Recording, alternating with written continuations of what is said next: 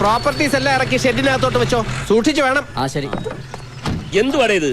എല്ലാം അഴിച്ചെടുത്തോണ്ട് വെളുപ്പിനെ എത്താന്ന് പറഞ്ഞിട്ട് ഇപ്പോഴാണോ വരുന്നത്? അതെങ്ങനെ? ഇന്നലെ ഇവന്റ് കഴിഞ്ഞ് എന്തായിരുന്നു പൂരം?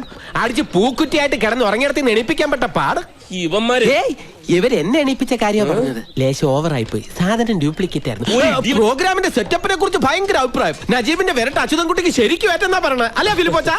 ഏറ്റില്ലെങ്കിൽ പിന്നെ അച്ചുവേട്ടനാ മേലക്കാരെ പറഞ്ഞിടുമെന്ന് തോന്നുന്നുണ്ടോ? കറക്റ്റ്. നാളെ തന്നെ അച്യുതൻകുട്ടിയുടെ ഓഫീസ് പൂട്ടിച്ച് ആ PM മീശ പഠിപ്പിച്ച് പൊട്ടും കുത്തിച്ച് നാട്ടുകാരുടെ മുന്നിൽ കൂടെ നടക്കൂല. നടത്തിക്കും. അവനെ നടത്തിക്കുന്ന കാര്യമല്ല, പിന്നെ അച്യുതൻകുട്ടിയുടെ ഓഫീസ് പൂട്ടുന്നത് നടക്കൂല. അതെന്താ? നമ്മള് ജയിച്ച ഓഫീസ് പൂട്ടിക്കൊള്ളാന്ന് അവൻ വെല്ലുവിളിച്ചല്ലേ? അതിന് നമ്മൾ ജയിച്ചു നമ്മൾ സമ്മതിക്കണ്ടേ? എന്താ സമ്മതിച്ചാല്? കള്ളത്തരം കാണിച്ചാണ് ഈ ഓർഡർ തട്ടിയെടുത്തതെന്ന് അച്യുതൻകുട്ടിക്ക് അറിയാം. ഞാൻ അപ്പഴേ പറഞ്ഞില്ലേ ആൾമാറാട്ടം നടത്തി ഓർഡർ പിടിക്കുന്നത് ഫൗളാണെന്ന്. ഇപ്പൊ ചായ കുടിച്ചാ ശരിയാവില്ല. പിരിയും നീ ഓർക്കൂട്. നമ്മൾ ഏറ്റെടുത്ത ഇവന്റ് ഗംഭീരമായി. പിന്നെ ഇനി നോക്കിയോ, ഫ്രണ്ട്സ് ഗ്രൂപ്പിനെ തോൽപ്പിക്കാൻ പറ്റിയ ഇവന്റുകൾ നടത്താൻ നമ്മളെ അന്വേഷിച്ച ആളുകൾ ഇങ്ങോട്ട് വരും. പറഞ്ഞ് നാവെടുത്തില്ല. അതിനു മുമ്പ് കോളുമായിട്ട് ആരോ എത്തി. നമ്മുടെ ബെസ്റ്റ് ടൈപ്പ്. ഈശ്വരാ, ബാലമാമ. ചേട്ടാ ഇതൊന്ന് പിടിച്ചേ. ബാലമാമേ, എങ്ങനെയുണ്ട് കാര്യങ്ങളൊക്കെ മോളെ? സുഖമായിട്ടിരിക്കുന്നു. ഇതേതാ ഈ അവതാരം? ആതിരയുടെ ഒരേ ഒരു അമ്മാവന ബാലകൃഷ്ണൻ നായർ. ബാലാജി എന്ന് വിളിക്കും. ഈ തമിഴ് തെലുങ്ക് സിനിമകളിലെ സ്റ്റിൽ ഫോട്ടോഗ്രാഫർ. സുനാമി വരും പോലെയാ, എപ്പോഴാ വരുന്നത് എപ്പോഴാ പോകുന്നതെന്ന് പറയാൻ പറ്റത്തില്ല. പോകുമ്പോ എല്ലാം കൂടെ തൂത്തുവാരിക്കൊണ്ട് പോകും. കുഴപ്പക്കാരനൊന്നുമല്ല, ശുദ്ധനാ. അല്ല, സുനാമി എന്ന് പറഞ്ഞുകൊണ്ട് ചോദിച്ചതാ. എന്നടാ നീ ഇപ്പിടി പാക്കറേ? അല്ല, ബാലമാമ ഇങ്ങോട്ടൊക്കെ വരുമെന്ന് തീരെ പ്രതീക്ഷിച്ചില്ല. ആലപ്പുഴയിലെ ഷൂട്ടിംഗ് ആയിട്ട് ബന്ധപ്പെട്ട് നാം വന്നത്. ഒരു തമിഴ് പടം ഡയറക്ടറും പ്രൊഡ്യൂസറും ഒക്കെ മറ്റന്നാ വരും. ഞാൻ നേരത്തെ ഇങ്ങോട്ട് വന്നു. എല്ലാവരെയും ഒന്ന് കണ്ട് കാര്യങ്ങളൊക്കെ പറഞ്ഞ് മുടിച്ചിട്ട് പോകാന്ന് നിனைച്ചു. മുടിച്ചിട്ട് പോവാനാ? മുടിച്ചിട്ടെന്ന് പറഞ്ഞ തീർത്തു എന്നർത്ഥം. ഞാൻ വിചാരിച്ചു മുടിച്ച്. നീ എന്തിനാ അങ്ങനെ വിചാരിക്കണേ? ഇവൻ ഏതാ? ഞാൻ നജീബിന്റെ ഫ്രണ്ടാ. ഫ്രണ്ടിക്കാരാണ്ട് കുറച്ച് ബാക്കിലേക്ക് മാറിക്കടാ. ഈ ഗേറ്റിന്റെ മുമ്പിൽ കൂടെ വേണല്ലോ കളരിക്കിലേക്ക് പോകാൻ. അപ്പൊ ഇവിടെ കേറി നിങ്ങളെ ഒന്ന് കണ്ടിട്ട് പോകാമെന്ന് വിചാരിച്ചു. ഞാൻ വിചാരിച്ചു ഞങ്ങളോടൊക്കെ ദേഷ്യമായിരിക്കും. എതുക്കടി? അല്ല, ഇവിടെ നടന്ന പ്രശ്നങ്ങളൊക്കെ അറിയുമ്പോ ഒക്കെ അറിഞ്ഞിട്ട് തന്നെ ഞാൻ വന്നത്. ഏത് ആണിന് ഏത് പെണ്ണാന്ന് തീരുമാനിക്കുന്നത് നമ്മളല്ല, ഈശ്വരനാ. അത് തന്നെയാണ് ഞാനും പറയുന്നത് അമ്മാവ. കൈയെടുക്ക്. നീ കെട്ടിയതാ? അല്ല. എന്തേ? ഈശ്വരൻ ഒരുപാട് കഷ്ടപ്പെട്ടു. മനസ്സിലായില്ല. നീ വളരെ ചീപ്പായിട്ടുള്ള സാധനമാണല്ലോ കഴിച്ചില്ല. ഇതൊക്കെ ഗവൺമെന്റ് നിർത്തിന്ന് പറഞ്ഞിട്ട് ഇനി അയ്യേ വന്നേ. വാറ്റപ്പ് ഇവിടെ കിട്ടൂല്ലേ? നീ എവിടേക്കാ ഈ പായണേ? നിക്ക്, ഞാനൊന്ന് ചോദിക്കട്ടെ. ഞാൻ കുടിക്കാൻ എന്തെങ്കിലും എടുക്കാം. അത് ரொம்ப നല്ല ഐഡിയ. സീക്രട്ട് എടുത്തിട്ട് വാ. അച്ചൂട്ടി ഇപ്പോഴും അടങ്ങിയിട്ടില്ല അല്ലേ? എങ്ങനെ അടങ്ങും? ഞാനിവളെ തട്ടിക്കൊണ്ടു പോകുന്നാണല്ലോ എല്ലാരും ധരിച്ചു വെച്ചിരിക്കുന്നത്. എന്താ അങ്ങനെയല്ലേ? അല്ല, സത്യം ബാലമാമ എങ്കിലും അറിയണം. നീ പറയ്. പുഴയെ ചാടി ചാകാൻ ഒരുങ്ങിയെടുത്തുനിന്ന് രക്ഷിച്ചോണ്ട് വന്നതാ ഞാൻ.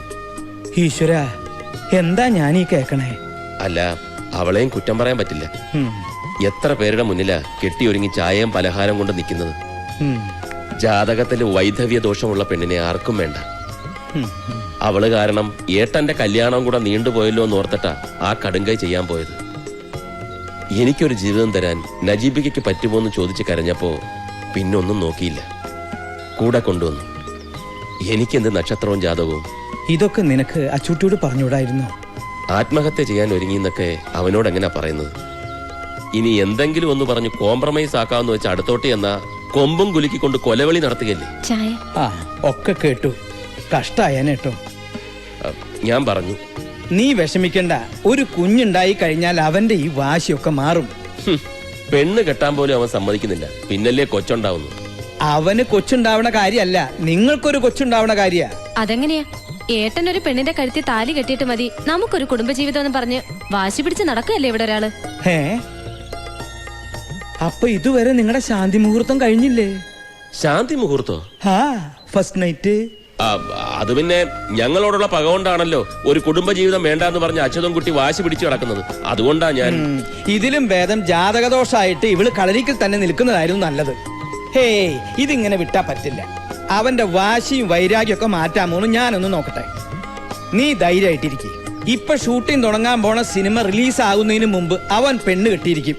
ഈ മുറ്റത്തൊരു കുഞ്ഞുകാല് ഓടി കളിക്കണത് ഞാൻ കാണുകയും ചെയ്യും. ബാലമാമിയാ പറയണേ. എന്റെ തിരുമാന്താംകുന്നിലമ്മേ, ഇതൊന്നും അറിയാതെ എന്റെ കുട്ടി എത്ര പ്രാഗിരിക്കണോ ഞാൻ. ഈശ്വരന്റെ മുന്നിൽ ജാതിയും മതമൊന്നുമില്ല, മനുഷ്യനേ ഉള്ളൂ. ഇനിയാവത് വാശിയും വൈരാഗ്യം ഒക്കെ അവസാനിപ്പിച്ച് അത് നിങ്ങളെ അനുഗ്രഹിക്കാ വേണ്ടത്. എനിക്കപ്പോഴേ തോന്നി ഒന്നുമില്ലാതെ നജീബിക്ക് അങ്ങനെയൊന്നും ചെയ്യില്ലാന്ന്. എന്നാൽ അപ്പോഴേ നീ പറയണ്ടേ നിന്റെ ഏട്ടനോട്? അത് പിന്നെ എന്താ ഒരു ഗൂഢാലോചന, ഒരു ചർച്ച? അച്ചു നമ്മൾ വിചാരിച്ച പോലെ അല്ല കാര്യം. നജീബ് ആതിരെ ദേ, അവന്റെയോ അവളുടെയോ കാര്യം ഈ വീട്ടിനകത്ത് കേട്ടു പോകരുതെന്ന് ഞാൻ പറഞ്ഞിട്ടില്ലേ അമ്മയോട്? പുകഞ്ഞ കൊള്ളി പുറത്ത്, അത്ര തന്നെ. അതെങ്ങനെയാ പുകഞ്ഞേന്ന് നീ അന്വേഷിച്ചിട്ടുണ്ടോ? എനിക്ക് അതൊന്നും അന്വേഷിക്കേണ്ട കാര്യമില്ല അമ്മാവ. മുഖത്തായ കരി തേച്ചിട്ടും കുളിച്ചിട്ടും പോണില്ല.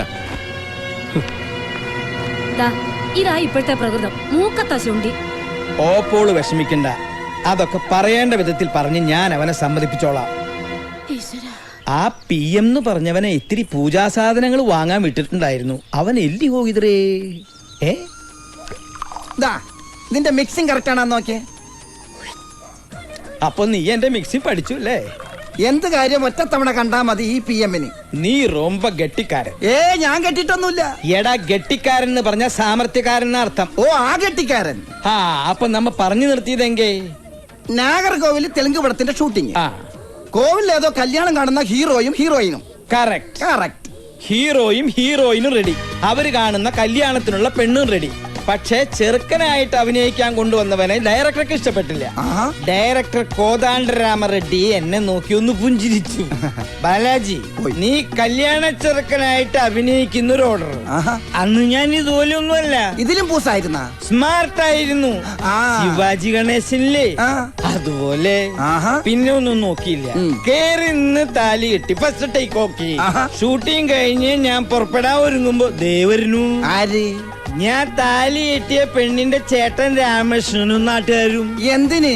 കെട്ടിയ പെണ്ണിനെ ഇവിടെ ഇട്ടുകൊണ്ട് പോയാ കൈയും കാലും വെട്ടുന്നു പറഞ്ഞ് എന്റെ ക്യാമറയും ബാഗും അവര് പിടിച്ചെടുത്തു. അപ്പൊ ആ പെണ്ണ് നടിയായിരുന്നില്ലേ?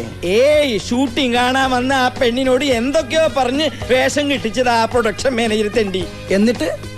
എന്നിട്ടെന്താ, ശാന്തി മുഹൂർത്തം കഴിഞ്ഞ് ഞാൻ നാടുവിട്ടു. ശാന്തി മൂത്രോ? ഫസ്റ്റ് നൈറ്റിംഗ്. പിന്നെന്തിനാ അവിടുന്ന് പോകുന്നത്? അവിടെ തന്നെ കൂടായിരുന്നില്ലേ? അതെങ്ങനെയാ? അന്ന് എനിക്ക് നാട്ടിലൊരു ഭയങ്കര പ്രേമുണ്ടായിരുന്നു. എന്നിട്ട് അവരെന്ത് കെട്ടാഞ്ഞത്? സിനിമാക്കാരന് പെണ്ണ് കൊടുക്കില്ല എന്ന് പറഞ്ഞ് അവളുടെ തന്ത വേറൊരുത്തനെ കൊണ്ട് അവളെ കെട്ടിച്ചു. എന്നാ പിന്നെ തിരിച്ച് നാഗർകോവിലേക്ക് പോകായിരുന്നില്ലേ? ചെന്നാൽ അവരെന്റെ കൈയും കാലും തല്ലി ഒടിച്ച് അവിടെ ഇടും. പിന്നെ ഒരിക്കലും അവരെ കണ്ടിട്ടേ ഇല്ല?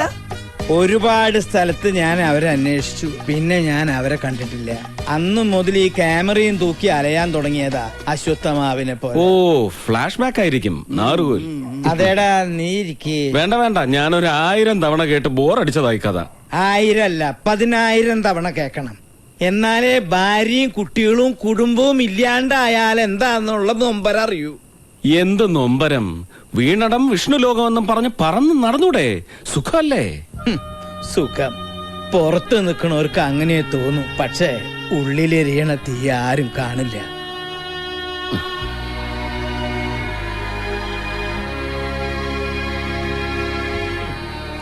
അതുകൊണ്ടാ പറയണേ, ഈ ബാലമാമയുടെ ഗതി നിനക്കുണ്ടാവരുത്.